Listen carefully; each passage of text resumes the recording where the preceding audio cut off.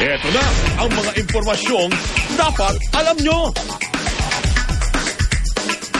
Para po naman sa mga magpapadala o tatanggap ng package dyan ngayong Pasko, ano nga ho ba yung dapat tandaan sa pagpili ng freight forwarding company para syempre ho matiyak na makakarating sa atin yung mga pinadala naman, ano?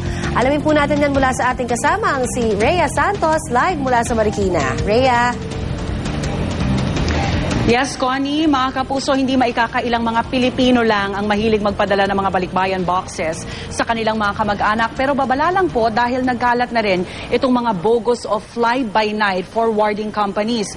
Mag-ingat po tayo para masigurong ang mga packages na ating pinapadala ay makarating sa dapat tumanggap nito.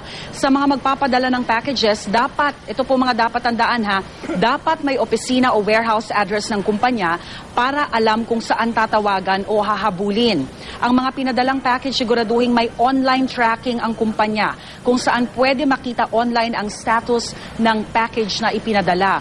Humingi rin po sa kumpanya ng litrato ng pinagpadalhan kasama ang package o anumang katunayan na natanggap ito. Mga kapuso, mabuti na po makasiguro para naman hindi mauwi sa wala ang inyong pinaghirapan.